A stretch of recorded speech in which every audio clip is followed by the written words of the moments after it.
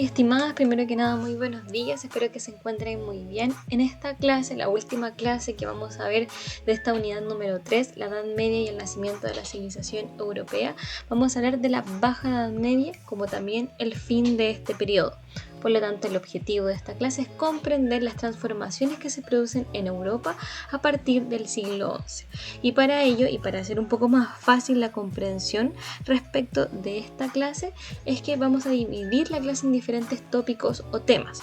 Por ejemplo, vamos a hablar de la Baja Edad Media, específicamente su desarrollo agrícola y demográfico, y con demográfico me refiero a qué pasaba con la población para ese momento. También vamos a hablar del desarrollo urbano y la vida comercial, el desarrollo cultural y por último de la crisis del siglo XIV. Entonces, para comenzar, vamos a hablar del desarrollo agrícola y el crecimiento demográfico desde el siglo XI hasta el siglo XV. Para empezar, hay que entender que las condiciones de vida en Europa hacia el año 1000 eran muy precarias y duras. ¿Ya? De hecho, la esperanza de vida era muy baja y las tasas de mortalidad eran muy elevadas. ¿Por qué se daba esto? Por las guerras, por el hambre o hambruna, la piratería y los saqueos y las enfermedades.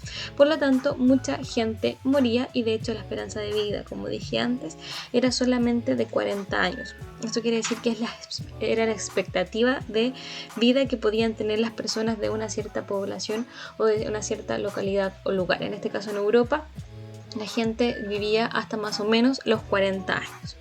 Entonces, a partir de estas condiciones, vamos a ver que a mediados del siglo XI la población europea comienza a aumentar progresivamente. Este crecimiento demográfico, es decir, aumento de la población, estuvo directamente relacionado con el buen rendimiento agrícola y ganadero, lo que fue consecuencia de una serie de innovaciones técnicas. ¿Ya? Muchas de ellas que fueron utilizadas desde la antigüedad, pero que ahora fueron tomadas y perfeccionadas. Por ejemplo, el arado normando, que permitía hacer surcos en la tierra mucho más profunda y de esa manera revolver mejor la tierra y dejar en la capa inferior la que era más rica en nutrientes. La que era más rica en nutrientes en la superficie. En este caso también el buey que antes se utilizaba fue reemplazándose por el caballo, que era mucho más ágil, mucho más fácil de poder ocupar también y por lo tanto también más rápido, tenía más velocidad y capacidad de arrastre para hacer el arado. También se comenzaron a ocupar instrumentos de hierro que eran más eficientes y duraderos. Además del arado normando, comienzan a utilizarse también los molinos, ya sean los hidráulicos o también los de viento, lo que va a propiciar la sustitución del trabajo humano en la molienda del grano para ser destinado a otras actividades.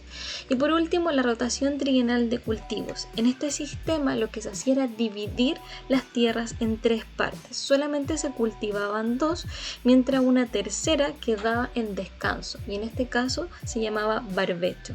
Esto permitía aumentar la superficie cultivada, también la producción y hacer que la tierra recuperara sus nutrientes para que luego produjera más y mejor. Todas estas innovaciones técnicas ayudaron de alguna forma a incentivar no solamente el aumento de la agricultura, sino que también de la ganadería. Por lo tanto, podemos ver la relación que el aumento demográfico, o sea, que haya más población, más las innovaciones técnicas, van a estimular que la gente busque nuevos lugares para habitar y cultivar, para seguir trabajando la tierra o para tener a su ganado. Y eso va a incentivar a movimientos migratorios. Eso quiere decir que la gente se va a mover, ya sea a ciudades, ¿ya? O si no, a también lugares que antes estaban deshabitados, como pantanos, bosques o las faldas de las montañas, y que van a comenzar a ser áreas productivas. ¿Para qué? Obviamente producir más agricultura o ganadería. Lo anterior va a provocar la segunda parte que les había comentado, que es el desarrollo urbano y la vida comercial a partir del siglo XI hasta el siglo XVIII. Los antiguos centros urbanos que habían antes van a comenzar a recobrar su vitalidad. A su vez, también nacieron nuevas ciudades a partir de que se pusieron castillos o monasterios en esos lugares y comenzaron a desarrollarse las ciudades a su alrededor, específicamente en lugares relacionados con la actividad comercial. ya que las ciudades eran lugares de comercio y producción artesanal y todas estas estaban amuralladas para poder beneficiar también la defensa de estas ciudades. Algunas de las ciudades más importantes van a ser Barcelona, Venecia, Génova, Brujas, Milán y Florencia. Gran parte de estas ciudades o las nuevas ciudades se van a ubicar en el centro y en el norte de Europa. Estas ciudades se les llamaba burg porque significaba burg asentamiento fortificado, por lo tanto los burgos van a ser las ciudades y aquellos que las habitan van a ser los burgueses. Entonces, estas nuevas dinámicas y actividades que se van a desarrollar al interior de las ciudades van a estimular el surgimiento de nuevos grupos sociales. Dentro de ellos van a estar los burgueses, que van a ser los habitantes más ricos de las ciudades y en su mayoría estaban integrados por comerciantes, banqueros o dueños de talleres artesanales, que pronto se van a convertir en el sector más rico de la ciudad y progresivamente van a ir teniendo cada vez más control. Tenían autonomía y privilegios y van a controlar posteriormente el municipio o los ayuntamientos, que eran o que se preocupaban de la gestión local, de la resolución de conflictos entre los vecinos y administraban los recursos públicos, que es muy parecido a los municipios que tenemos hasta la actualidad o las municipalidades. Entonces, además de los burgueses, hay diferentes grupos sociales que se dan en estos burgos, ¿cierto? Estas ciudades medievales que estaban o se crearon a partir o gracias al comercio. Están los artesanos y tenderos que tenían una especialización en su trabajo y que un maestro le tenía que enseñar a un aprendiz. Se organizaban en gremios, que eran agrupaciones de dueños de talleres artesanales que se reunían por un oficio, o sea que compartían un oficio, con la finalidad de regular el aprendizaje de este oficio, proteger sus intereses económicos y supervisar la producción y los precios de los productos. Por ejemplo, el gremio de los zapateros. Quien no pertenecía al gremio no podía ejercer el oficio de zapatero ni vender productos relacionados con ese oficio. Otro grupo también va a ser los profesionales, que van a ser como los médicos, profesores, abogados y comerciantes.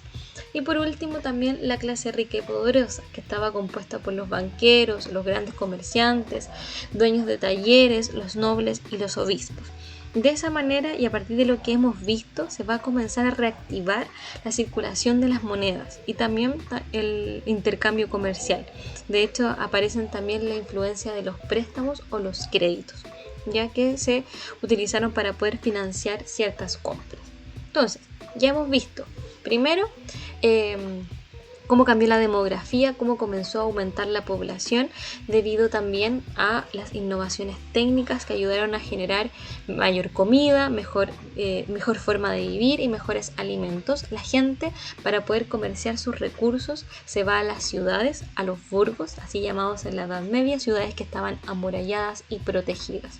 Y ahí se dieron diversos grupos sociales, que son los burgueses, los comerciantes y también estos que están aquí nombrados, artesanos y tenderos, profesionales y la clase rica y poderosa, que de hecho estaba compuesta por los burgueses.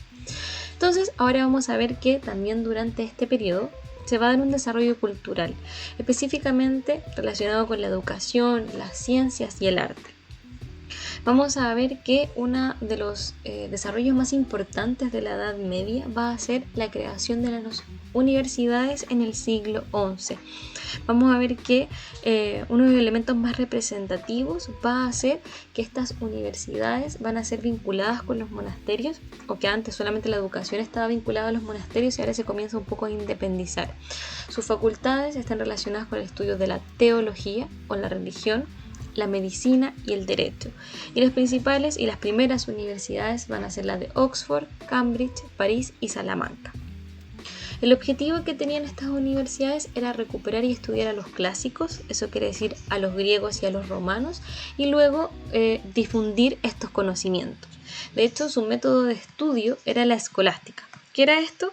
Leer muchos libros, en este caso de los griegos, romanos, etc., y plantear un problema.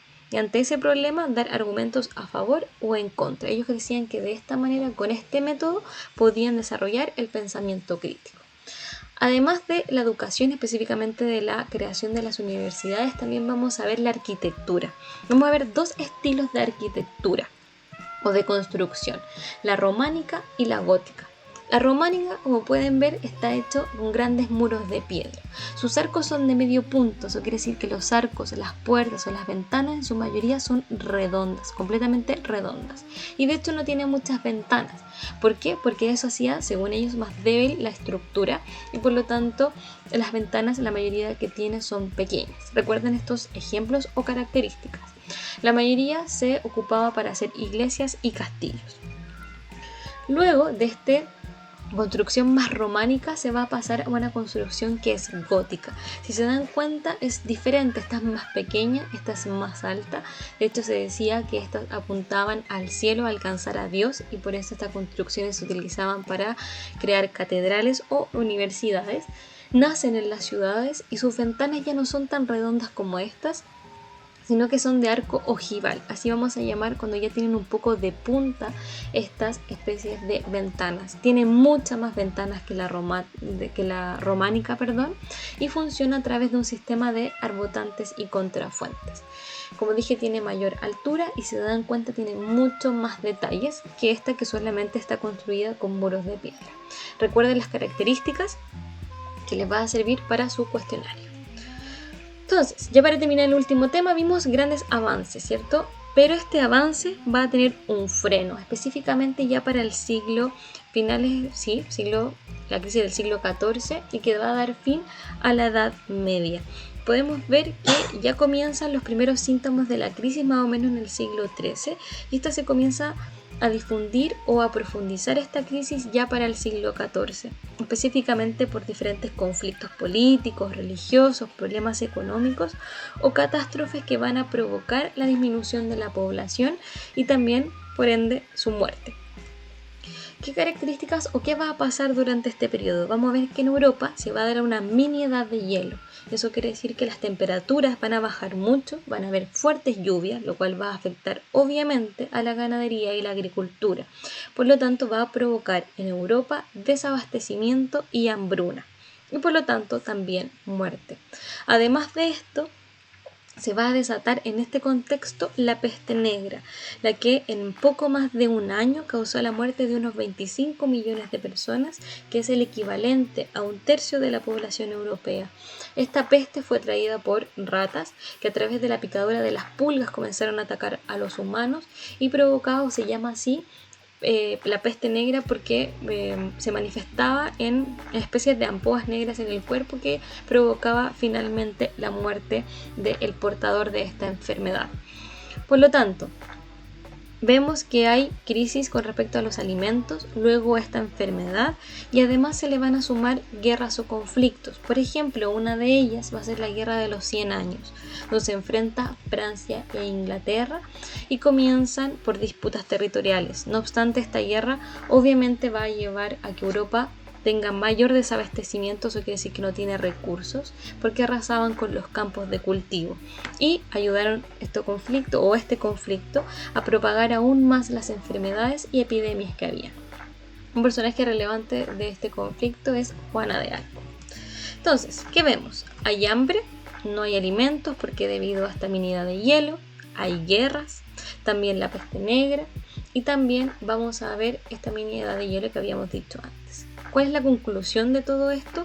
Es que va a descender la población, va a morir mucha gente y eso se le llama descenso demográfico. Y eso va a hacer que la Edad Media entre en una crisis que va a provocar también el fin de este periodo.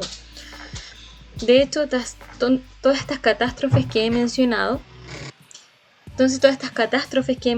significó que la gente comenzara a tener no solamente una crisis que tiene que ver con la muerte, el impacto, la guerra, sino que también una crisis moral, que va a afectar también psicológicamente a los habitantes a la Edad Media. De hecho, comenzaron a tener una idea de una visión apocalíptica durante este periodo, que todas estas cosas negativas significaban el fin del mundo. De hecho, además de lo anteriormente dicho, se va a poner en cuestionamiento el sistema feudal que tanto se había dado expandido, sobre todo los francos, ¿cierto? Que supuestamente se protegían mutuamente las personas que tenían más poder con las de menos poder, y de esa forma el rey va a comenzar, o las monarquías van a comenzar a recuperar sus poderes o su influencia durante este periodo. Entonces, si hablamos de cómo uno podría ver o hablar respecto de la Edad Media. Si vemos esta última clase, claramente diríamos que la Edad Media fue un periodo malo quizás, o con muchas crisis o problemas, pero también a partir de esta misma clase podemos ver que hubo muchas cosas positivas que se dieron durante este periodo. Hablamos de la creación o el desarrollo cultural, el auge de las ciudades, la creación de las universidades, nuevos inventos e innovaciones, y por el otro lado también lo negativo, ¿cierto? Una peste que mató a mucha población, enfermedades, guerras y estas visiones apocalípticas del mundo. Por lo tanto, siempre hay que considerar todos los aspectos de este periodo para poder comprenderlo en su profundidad, tanto los positivos como los negativos. Entonces, cualquier contenido de esta clase lo vamos a profundizar en tutorías o en las sesiones, y cualquier pregunta o consulta que tengan me la pueden hacer ahí. Y recuerden ver y tomar apuntes de este video para poder resolver su cuestionario y que les vaya muy bien. Recuerden también que este es el último cuestionario. Eso, chiquillos y chiquillas, que estén muy bien. Nos vemos pronto. Chao, chao.